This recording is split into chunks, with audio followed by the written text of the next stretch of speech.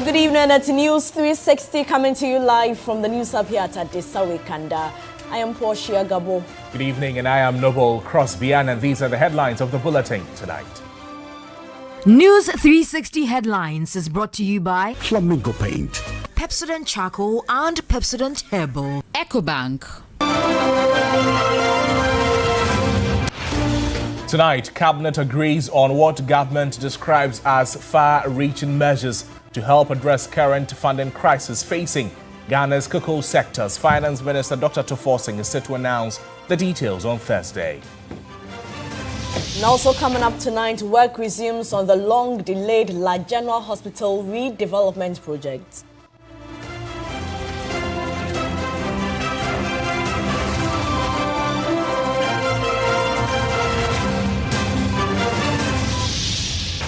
Electoral Commission and political parties agree on modalities for the Ayawaso East by-election, with candidates set to ballot for placement on Thursday.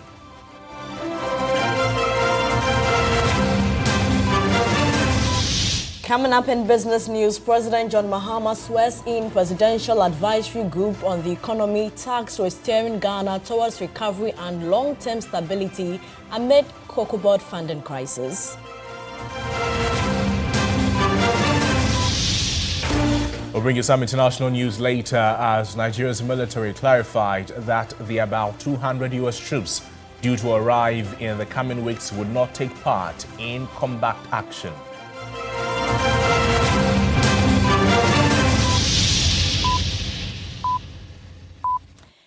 We have details of all these stories and many more coming up in the next 1 hour. Do stay with us. Let's start the bulletin with some agricultural-related news because Cabinet has approved what government describes as far-reaching measures to address the current challenges confronting the country's cocoa sector. The sector is grappling with severe funding crisis following the inability of the Ghana Cocoa Board to promptly pay farmers and license buying companies for cocoa supplied. Minister in charge of Government Communications, Felix Kwachufo, addressed the media after the emergency cabinet meeting, which the president chaired today. We have just concluded a lengthy cabinet meeting, which was an emergency session that discussed the cocoa sector and matters arising there.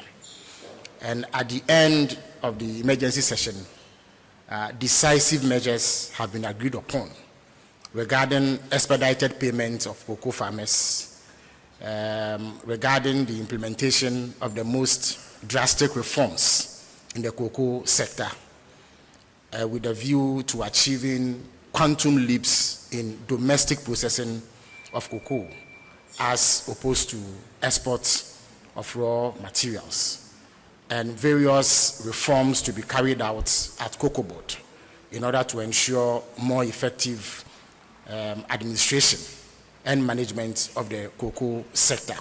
Now at 11 a.m. tomorrow, the Finance Minister will address the people of Ghana and announce these far-reaching measures as agreed upon at the end of the cabinet meeting today. So that is what I have for you right now. If you have any questions, I can take it. But tomorrow, 11 a.m., meet the Finance Minister here for a comprehensive briefing on all the measures that have been agreed upon at today's meeting. Thank you very much.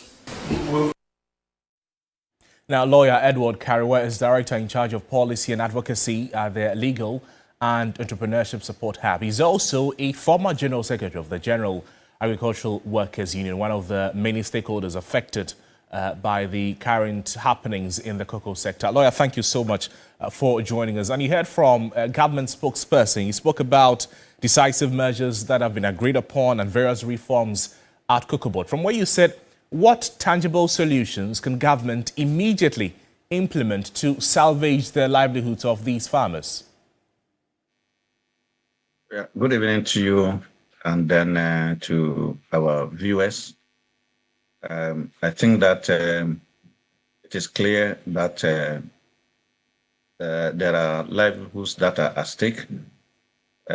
Many cocoa farmers cannot sell their beans, and it is out of the proceeds from the beans that they take care of themselves.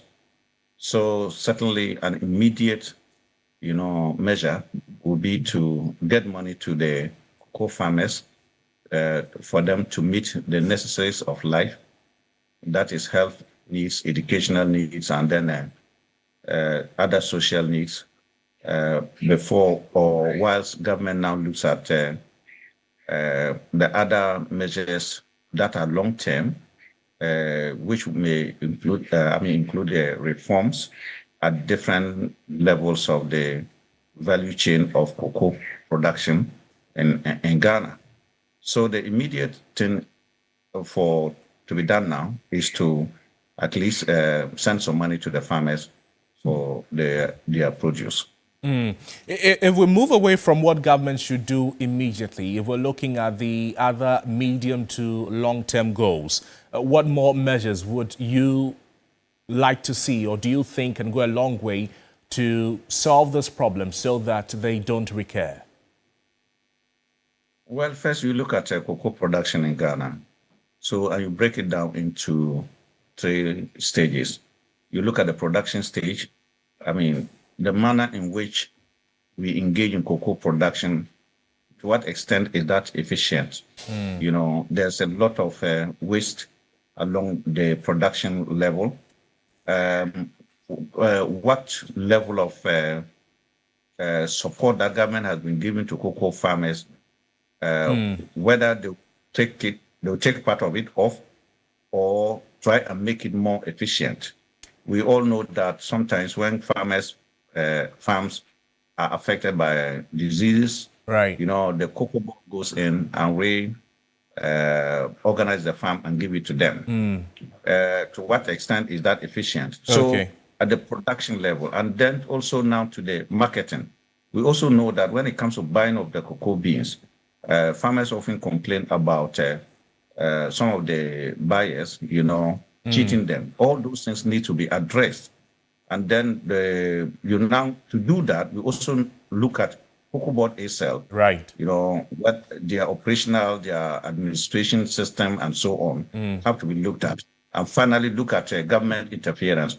Natural fact, the cocoa industry crisis, as we are experiencing today, is not solely about production and then management at the cocoa level, but about government interference, right, to a large extent in the operations of Cocoa Board. So all that needs to be looked at. I'm not saying that government should completely divorce itself from cocoa production, but to what extent are they going to do that? And we need to look at all this. So I believe that these reforms will be needed to actually make the cocoa production efficient. Thank you. Thank you so much. Lawyer Edward Kariwa is Director in charge of Policy and Advocacy at the Legal and Entrepreneurship Support Hub, also a former General Secretary of the General Agricultural Workers Union. Let's do some other stories tonight.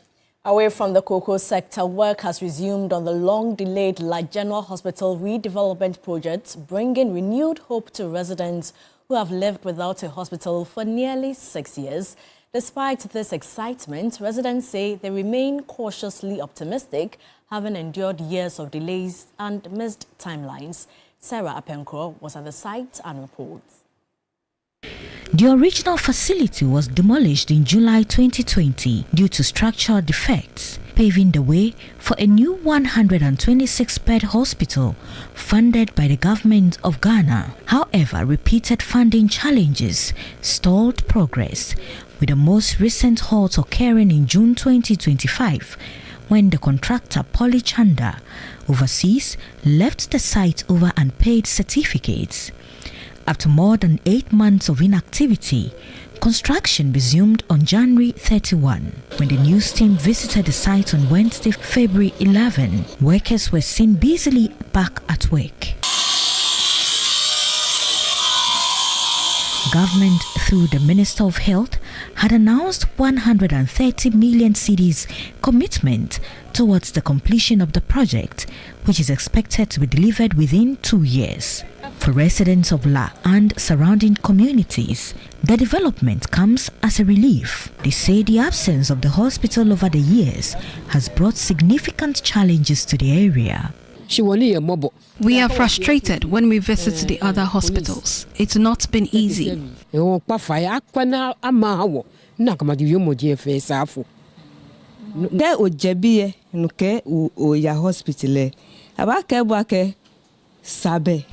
They will tell you there is no bed and so many issues. The other time, a man died in the community while being rushed to a health facility. Despite their excitement, residents are urging government to remain committed to its promise to complete the project on schedule. Solomon Jake Biani is an clinic afi uya. We pray that this time around it will be completed and on time. What was Solomon Jake is an polyclinic afu uya aha wo few. We have seen that they have come, but the work is not consistent. Today they are there, tomorrow they are gone. They should please complete it for us.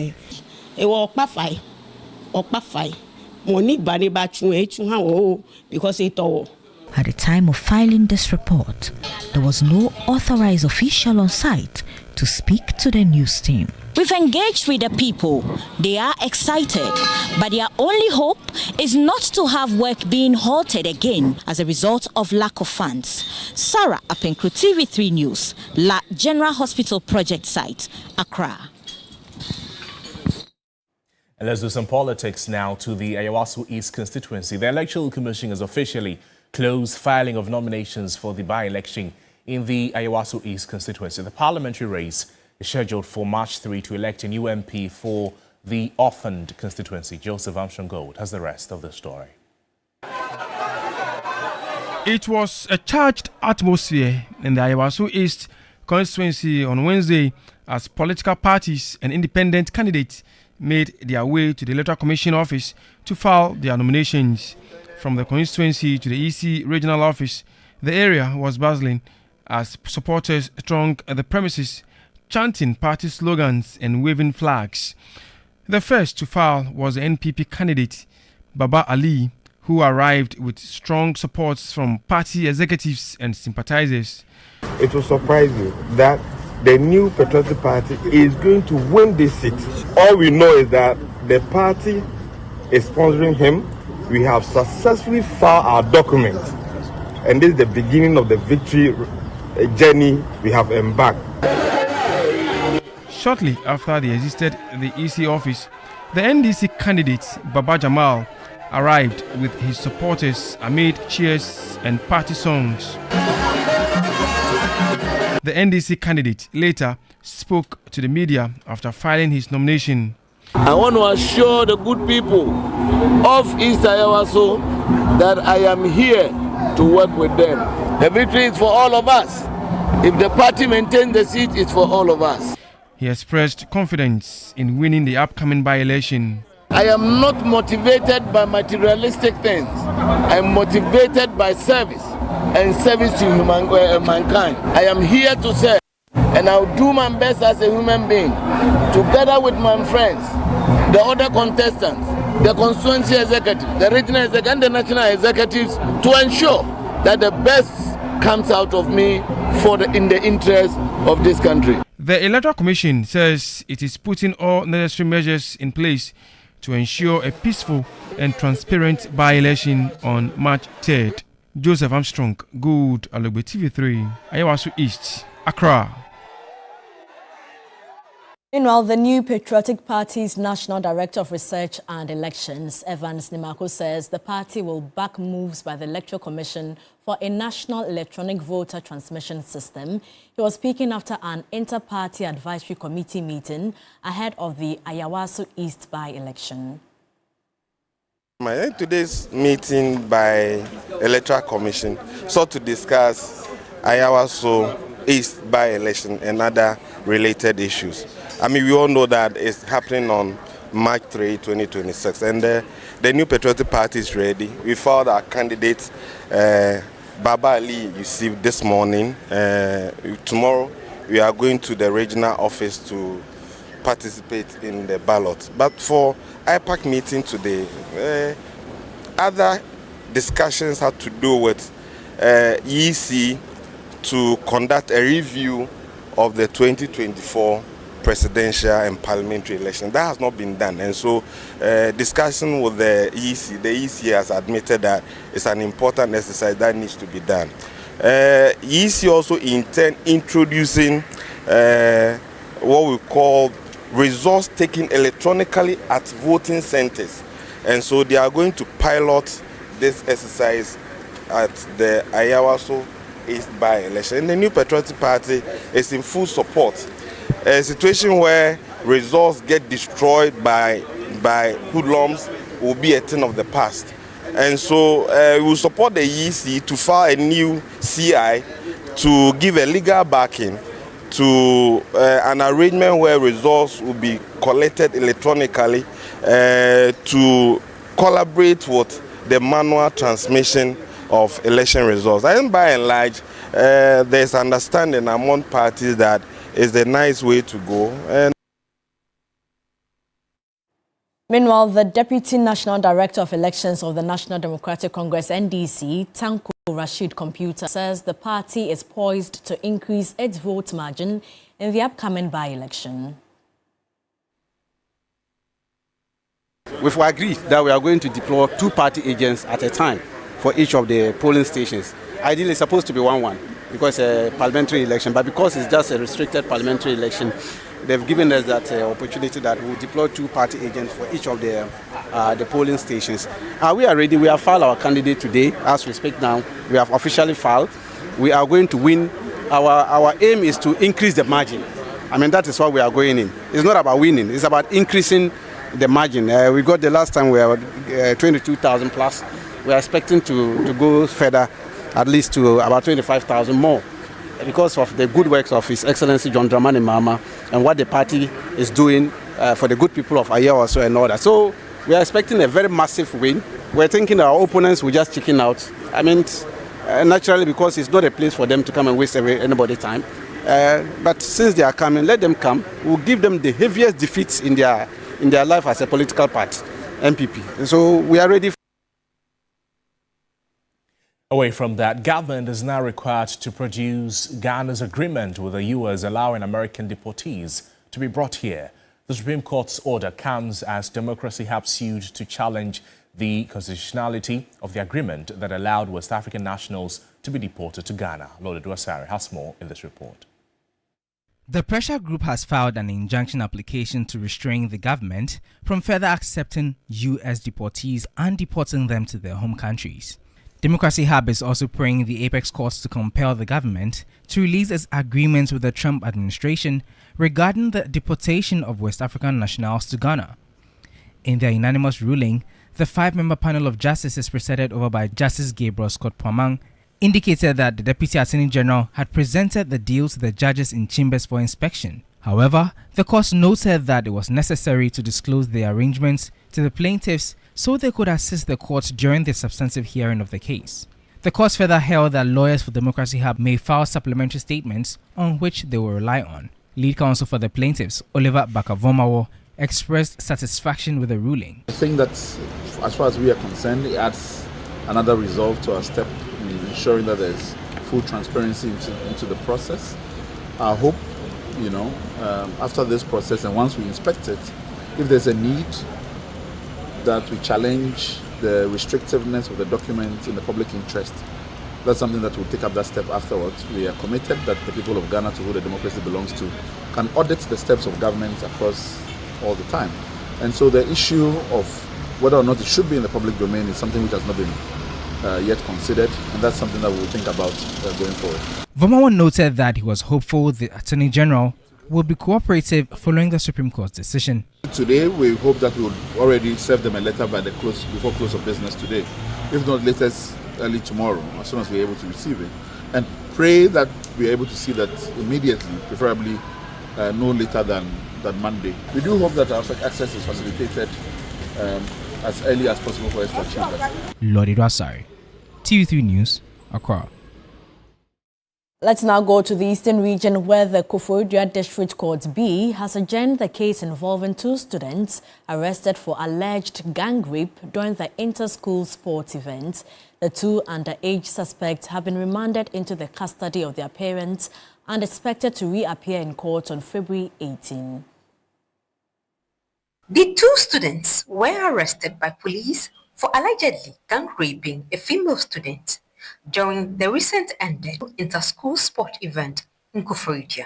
They have been charged with conspiracy to commit a crime to which rape and rape. One of the suspects is also facing an additional charge of robbery. Police investigation into the matter is still ongoing. A third accomplice is still on the run. It was a remorseful and reflective mood for the suspect of the gang rape incident here at the Koforidua Circuit Court B. The relatives were also in a reflective mood, considering the circumstances and the severity of what may happen for these underage students. They will reappear in court on February 18th. I'm Koforidua, Yvonne. Now, the suspect involved in the attempted arson attack on the Grace Mountain Alpha R Church is expected to be arraigned before court on Thursday, February 12. Now, she is currently in the custody of the Mao 7 District Police Command awaiting prosecution. On Monday, February 9, 2026, the suspect was among a few church members who visited the auditorium for an evening prayer service. Closed-circuit television footage released by the church earlier shows the female suspect placing money on the altar before walking away. Moments later, she returned and sprinkled a substance suspected to be fuel on chairs before setting them ablaze. Her motive for allegedly attempting to set the church on fire remains unclear. The Mao 7 District Police subsequently arrested the suspect to assist with investigations. Devil, hear me. It won't stop us. We will fix the place. Yes. Church services have been suspended and the premises cordoned off to allow for a thorough police investigation. People are praying every day. So we are unable to close our own auditorium because people are ready to pray. It's a revival and God is doing marvelous things through it. People are ready to pray. But from today until further notice, I'm sorry you can't come because of what somebody did yesterday. Report indicates that the suspect is not a resident of Ofankor, but occasionally attends prayer services at the church. At the scene, some salvage chairs have been parked outside as investigations continue. The police is, however, yet to conclude investigations on the matter. Stanley Niblew, TV3 News, Ofankor, Accra. Meanwhile, the Ghana Police Service says it is investigating the alleged arson attack at the church premises in Accra. The suspect has been cautioned and is currently in police custody, assisting with ongoing investigations. The Accra Regional Police Command is assuring the public of its commitment to ensuring safety and security and is urging members of the public to promptly report any suspicious activities to the police. And the suspect, whose name is Kese Otriwa Cranton, unlawfully entered the church premises, sprinkled petrol in the auditorium and set the place on fire. Items destroyed in the fire include an air conditioner, chairs, windows, 10 offering boxes, ceiling materials, electrical cables and lighting system.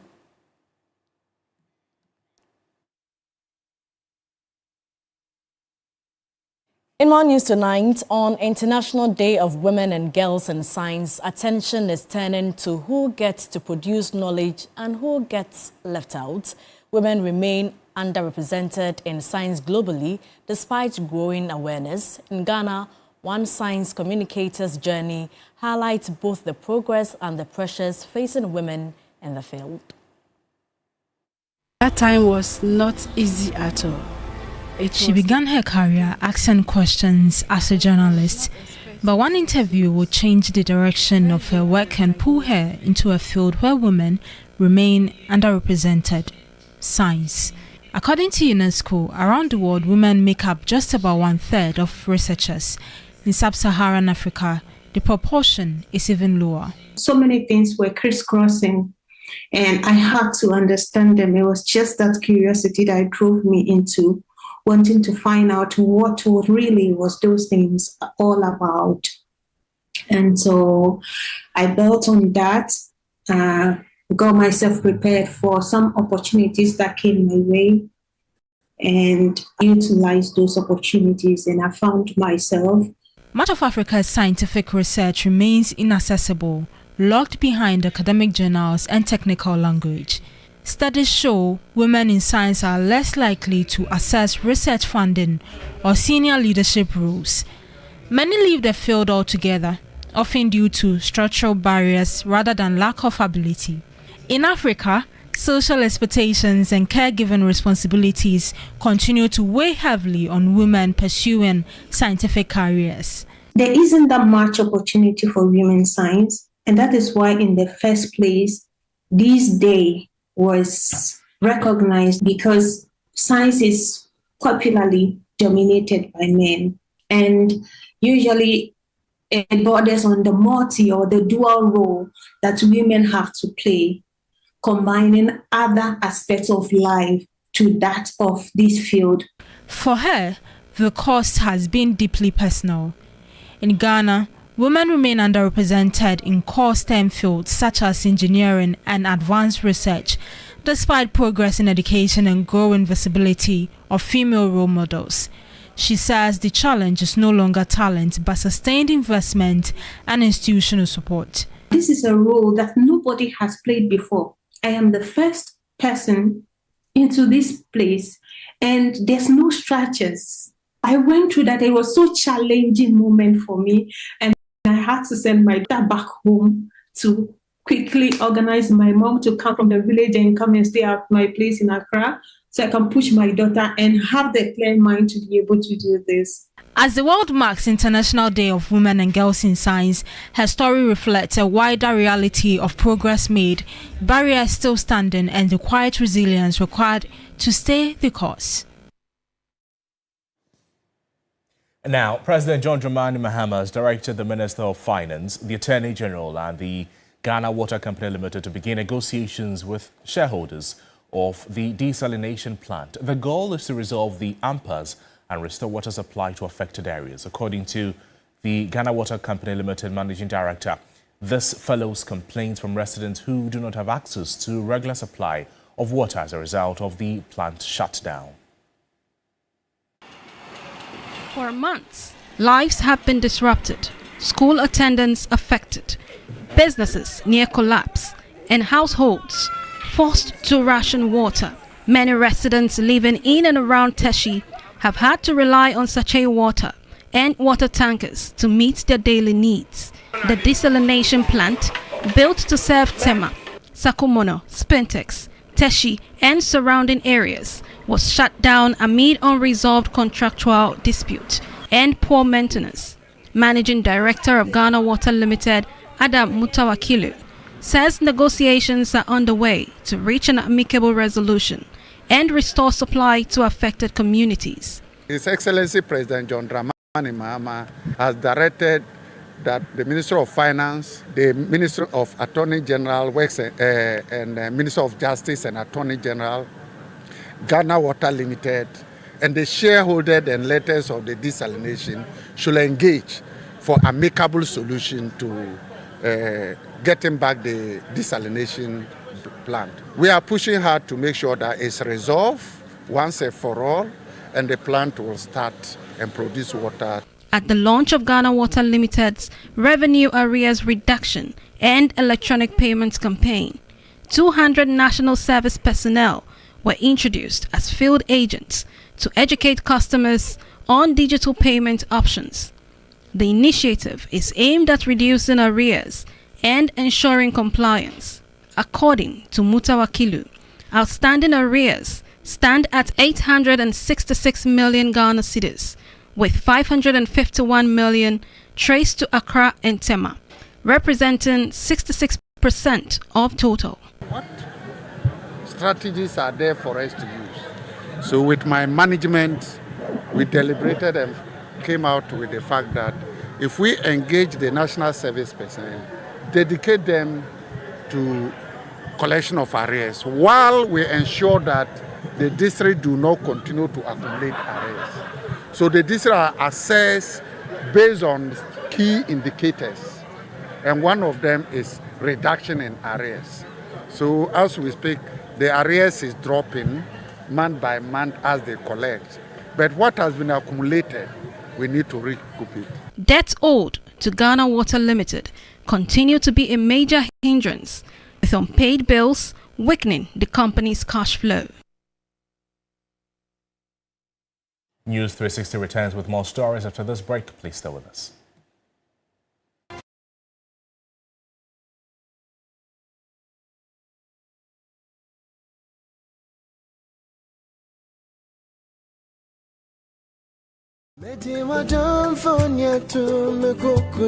Why settle for a bouquet when you can have a vacation? Join us at the Chill River Resort in Cape Town, where the world stops and the focus is entirely on the two of you, just you and your lover. From the 13th of February to the 15th, we're leaving the chaos of a crowd behind for a weekend of intimacy and play. Think boat cruise, the heat of a bonfire, and the kind of serenity that lets you explore every moment together. Limited rooms are available for just 2,200 Ghana cedis only to enjoy 2 nights of luxury and pleasure, inclusive of special decor, candlelight dinner, and wine on arrival for you. The room is ready. Ours you? Visit mgtix.africa or call 054-788-6258 to book now. Your most intimate Valentine yet is waiting.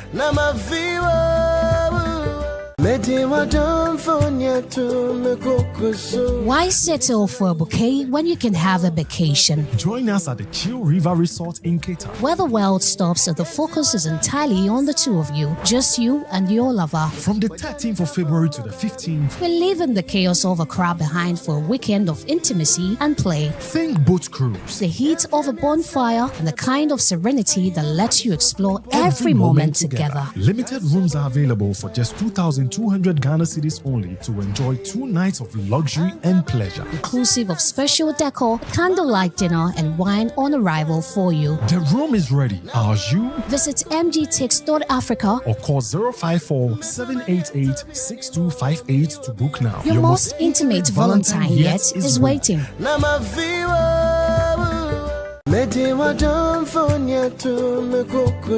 Why settle for a bouquet when you can have a vacation? Join us at the Chill River Resort in Cape Town, where the world stops and the focus is entirely on the two of you, just you and your lover. From the 13th of February to the 15th, we're leaving the chaos of a crowd behind for a weekend of intimacy and play. Think boat cruise, the heat of a bonfire, and the kind of serenity that lets you explore every moment together. Limited rooms are available for just 2,200 Ghana cedis only to enjoy 2 nights of luxury and pleasure, inclusive of special decor, candlelight dinner, and wine on arrival for you. The room is ready. Ours you? Visit mgtix.africa or call 054-788-6258 to book now. Your most intimate Valentine yet is waiting.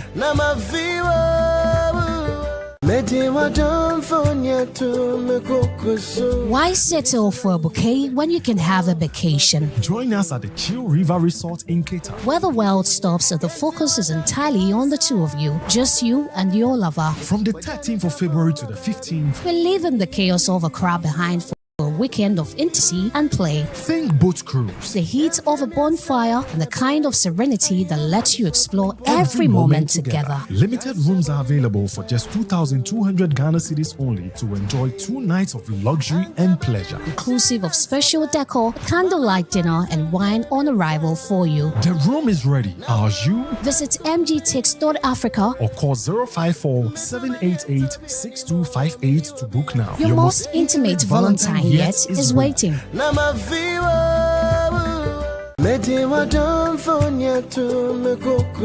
Why settle for a bouquet when you can have a vacation? Join us at the Chill River Resort in Cape Town, where the world stops and the focus is entirely on the two of you, just you and your lover. From the 13th of February to the 15th, we're leaving the chaos of a crowd behind for a weekend of intimacy and play. Think boat cruise, the heat of a bonfire, and the kind of serenity that lets you explore every moment together. Limited rooms are available for just 2,200 2,200 Ghana cedis only to enjoy 2 nights of luxury and pleasure. Inclusive of special decor, candlelight dinner, and wine on arrival for you. The room is ready. Are you? Visit mgtix.africa or call 054-788-6258 to book now. Your most intimate Valentine yet is waiting.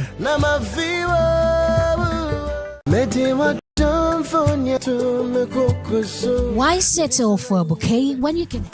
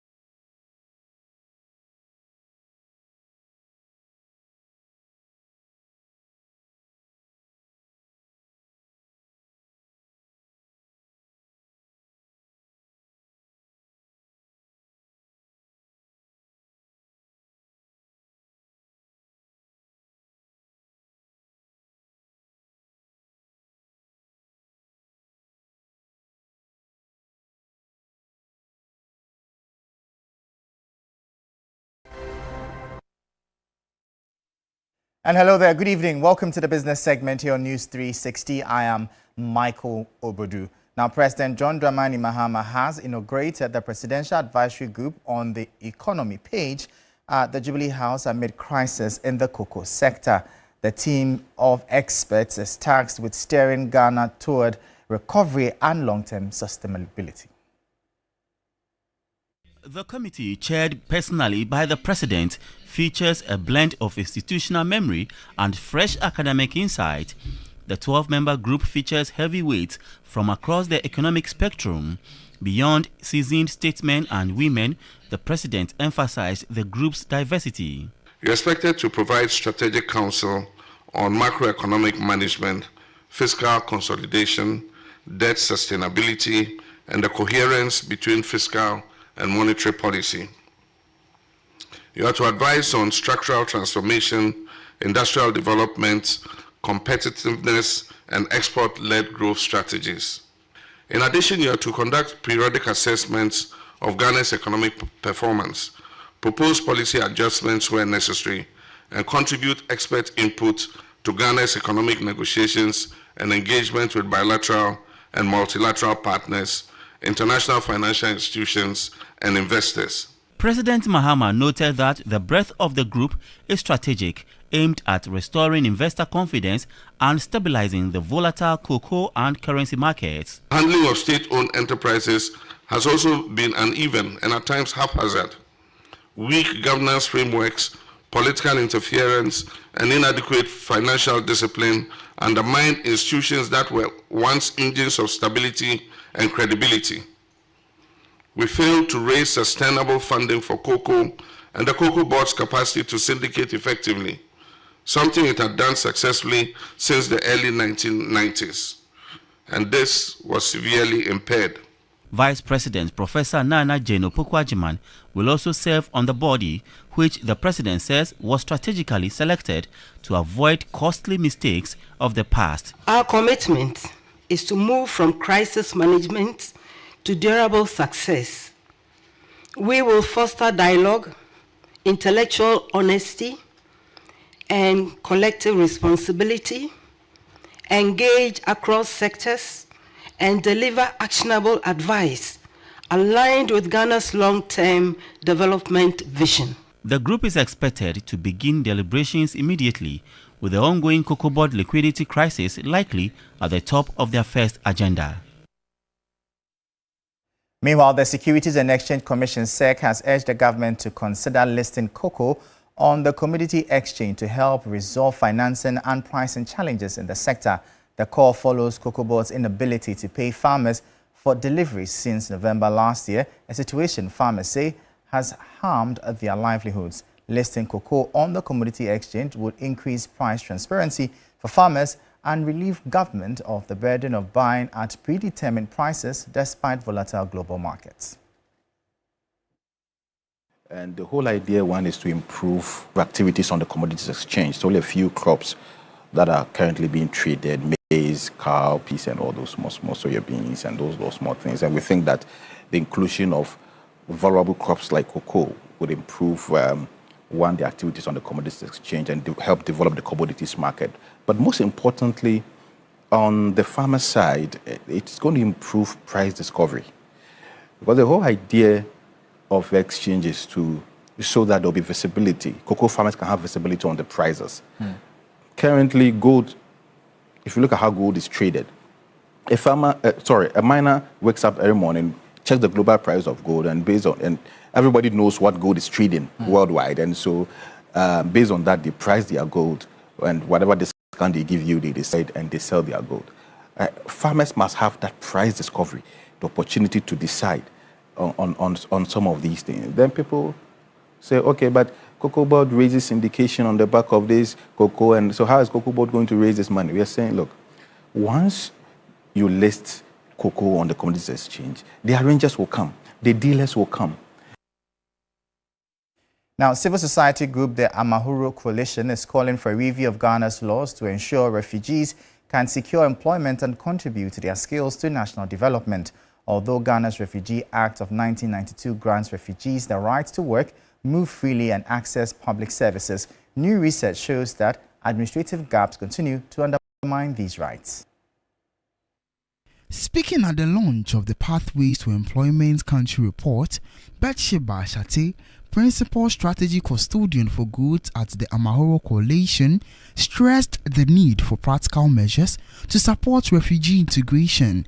She highlighted access to the Ghana card as a critical step enabling refugees to participate fully in the economy and strengthen their contribution to the country. I think that a policy reform that we need to work on is how people who have experienced displacement or refugees can access the Ghana card. Because without the Ghana card, you cannot really integrate. So without the Ghana card, you cannot get SNIT, you cannot get tier 2, you cannot get a bank account. There are some places you cannot even get a SIM card. We'll bring you updates now from the currency and the commodities market.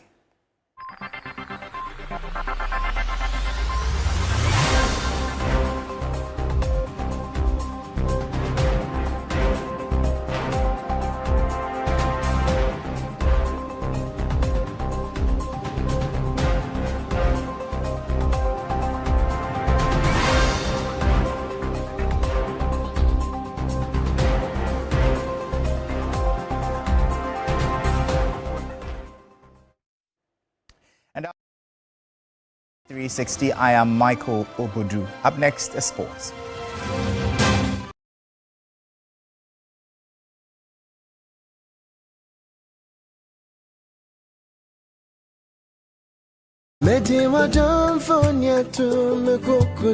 Why settle for a bouquet when you can have a vacation? Join us at the Chill River Resort in Cater, where the world stops and the focus is entirely on the two of you, just you and your lover. From the 13th of February to the 15th, we're leaving the chaos of a crowd behind for a weekend of intimacy and play. Think boat cruise, the heat of a bonfire, and the kind of serenity that lets you explore every moment together. Limited rooms are available for just 2,200 Ghana cedis only to enjoy 2 nights of luxury and pleasure, inclusive of special decor, candlelight dinner, and wine on arrival for you. The room is ready. Are you? Visit mgtix.africa or call 054-788-6258 to book now. Your most intimate Valentine yet is waiting.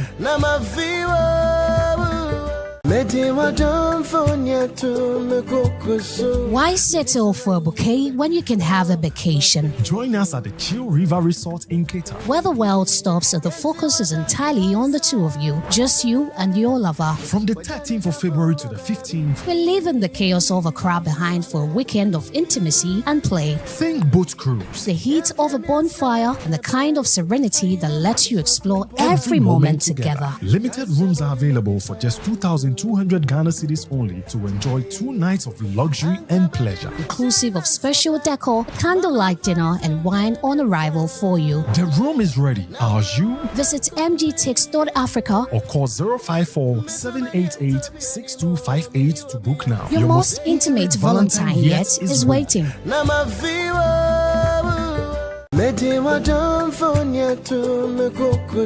Why settle for a bouquet when you can have a vacation? Join us at the Chill River Resort in Cape Town, where the world stops and the focus is entirely on the two of you, just you and your lover. From the 13th of February to the 15th, we're leaving the chaos of a crowd behind for a weekend of intimacy and play. Think boat cruise, the heat of a bonfire, and the kind of serenity that lets you explore every moment together. Limited rooms are available for just 2,200 Ghana cedis only to enjoy 2 nights of luxury and pleasure. Inclusive of special decor, candlelight dinner, and wine on arrival for you. The room is ready. Ours you? Visit mgtix.africa or call 054-788-6258 to book now. Your most intimate Valentine yet is waiting.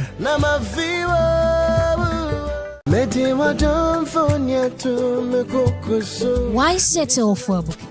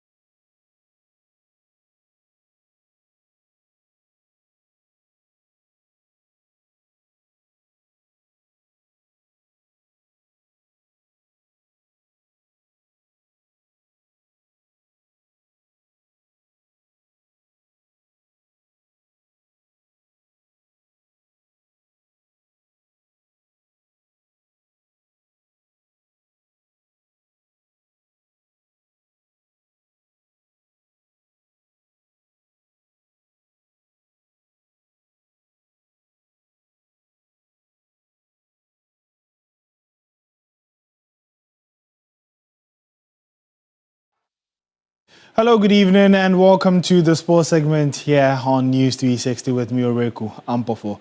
Mohamed Kudus will be working with a new manager at Tottenham Hotspur when he makes his injury return in April following the sacking of head coach Thomas Frank. The Danish coach has been dismissed by Spurs following a horrendous run of form in the Premier League, which has seen the North London club fail to win a game in their last 8 matches, their longest streak without a victory since October 2008. Frank's dismissal came following the 2-1 home defeat to fellow stragglers Newcastle United on Tuesday evening. Kudus was Frank's first signing when he joined Tottenham last June. Let's take a look at how the Ghanaian performed under the former Brentford manager. Looking at his numbers, and I think he got about 3 goals and then 6 assists there for Tottenham under Thomas Frank. And so we live to see who the next Tottenham manager would be for Kudus. And so there you have it, 26 games, 3 goals and 6 assists there for the Ghanaian international. Now, away from that, the Baba Yara Sports Stadium will roll back to life this Sunday as Asante Kotoko and Heart of Oak renew their historic rivalry in the Ghana Premier League Match Week 22 Super Clash. But this edition comes with a dramatic twist for the Porcupine Warriors following major changes in their technical setup ahead of the Crouch encounter. My colleague from Kumasi, Mano Wusu, has more in the following report. Asante Kotoko go into the Super Clash after a turbulent week that saw head coach Karim Zito resign following a meeting with the club's interim management committee. The club has since appointed Prince Yaousu as interim head coach, with Hamza being named as his assistant to guide the team for Sunday's showdown against their sworn rivals Heart of Oak. Heart of Oak arrive in Kumasi sitting fourth on the league table with 36 points, while Asante Kotoko follow closely in fifth position with 35 points. Speaking for the first time since his appointment, interim coach Yaousu has apologized to the club's supporters following their shocking round of 16 exit from the FA Cup against Adriana FC. Despite that setback, the former assistant coach believes the defeat will not affect the team's mentality heading into the Super Clash. It's not going to be an easy game, but we're not going to go down. It's Heart of Oak. Definitely they would like to come here to fight us, but not this time around. Returning striker Albert Amoa, who recently rejoined the club after a loan spell in Libya, is confident Kotoko can rise to the occasion and complete a double over Heart of Oak this season. We are preparing very well, and I think we are working more on our goal scoring, and we also need to get more goals in that match. So I think we are ready for Sunday. Beyond the pride and bragging rights, the Super Clash also carries serious implication for the league title race. League leaders Mediama SC currently hold an 8-point advantage at the top. Kotoko would once again rely on the famous Baba Yara Sports Stadium atmosphere, where the club has enjoyed strong performances this season. A change in leadership, wounded pride and renewed belief all combine to set the stage for another explosive chapter in Ghana's greatest football rivalry. And as usual, you do know that you can get that Super Clash live here on TV3 on Sunday at 5 p.m. That match will be live here. My name is Oreku Ampofo, and entertainment news is up next.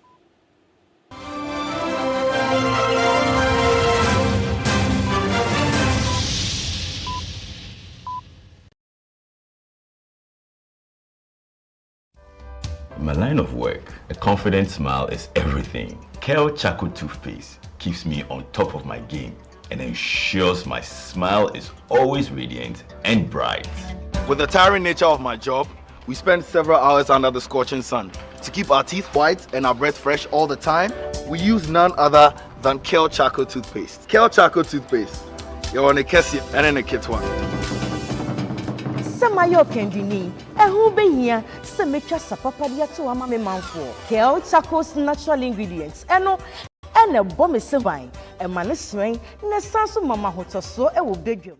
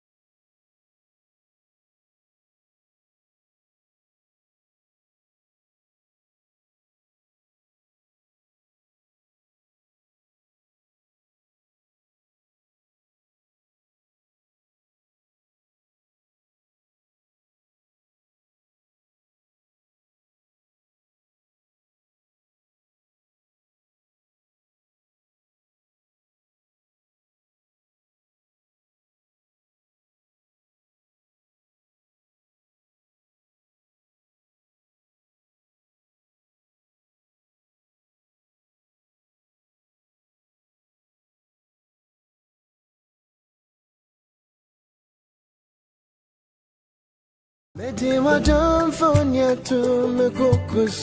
settle for a bouquet when you can have a vacation? Join us at the Chill River Resort in Cape Town, Where the world stops, the focus is entirely on the two of you, just you and your lover. from the 13th of February to the 15th. We're leaving the chaos of a crowd behind for a weekend of intimacy and play. Think boat cruise. The heat of a bonfire and the kind of serenity that lets you explore every moment together. Limited rooms are available for just 2,200 Ghana cedis only to enjoy 2 nights of luxury and pleasure. Inclusive of special decor, candlelight dinner, and wine on arrival for you. The room is ready. Ours you? Visit mgtix.africa Or call 054 788 6258 to book now.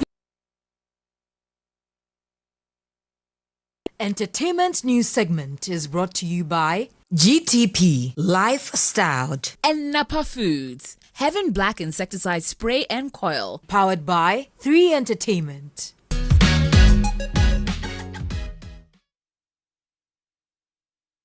Hello and good evening. I'm Esiedua Afeni. Now let's take a look at some entertainment stories. Ghana is one of the world's leading producers of shea butter, yet for decades the product has remained largely underutilized at home, exported mainly as raw material while other countries reap the higher economic value. The Ministry of Tourism, Culture and Creative Arts has named cultural entrepreneur Hamamat Monteya as Ghana's shea butter ambassador following global attention sparked by a viral moment during America's streamer Aisho Speed's visit to her shea butter village. The global shea butter market is currently valued between 2.4 and 2.75 billion US dollars, driven by demand from cosmetics and food industries. Ghana, despite being a top exporter, generated only about $118 million in 2023, highlighting what experts describe as a significant value gap. With the market projected to exceed $5 billion within the next decade, stakeholders say Ghana must transition from exporting raw nut to producing premium finished product. For Hamamat, the appointment is more than ceremonial. We must move from being simply suppliers of raw materials to producers of premium, ethical, excellent African products. And Ghana can be the shining light. Recently, many of you saw our young brother, Aisho Speed, visit the Shea Butter Museum. That moment was not just viral, it was symbolic. It showed the world that the power, beauty, and dignity of African tradition. What they saw was not just entertainment, it was our heritage. In more entertainment stories, Northern Heritage took center stage on TV3's morning show, New Day, as presenters and guests proudly wore the traditional garment, the smock, known locally as fugu, in celebration of Ghana's rich cultural fabric. I'm made in Ghana, I'm made in Ghana, I'm made in Ghana, I'm made in Ghana, you can take me to London. The vibrant display of culture turned the studio into a colorful showcase of Ghana's northern identity as hosts appeared in beautifully tailored smokes of different patterns and textures. From striped fugu to bold hand-woven designs, the outfits reflected craftsmanship and cultural depth of the northern regions, while the smock has long symbolized tradition, pride, and authority. The initiative forms part of growing efforts to promote made-in-Ghana fabrics and encourage patronage of locally produced garments. The presenters highlighting the importance of celebrating Ghanaian heritage through fashion. Guests on the show also commended the initiative, noting that the increasing visibility of the smock on the national platform helped reposition it as both a cultural and contemporary fashion statement. I'm made in Ghana, I'm made in Ghana, I'm made in Ghana. That's it for entertainment. I'm Esiedua Afeni.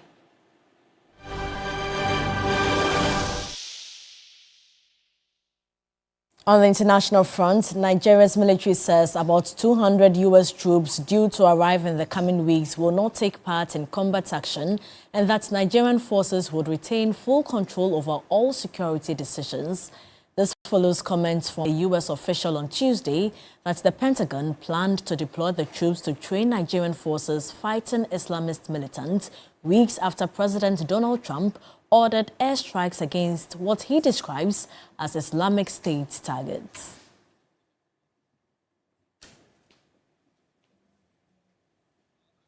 Well, that's our package for you tonight. There's always more news on our website, 3news.com. My name is Noble Crosby, and thank you so much for joining us. And I am Portia Gabodu. Join Alfredo Kansa at 10 p.m. for Ghana Tonight. Good evening.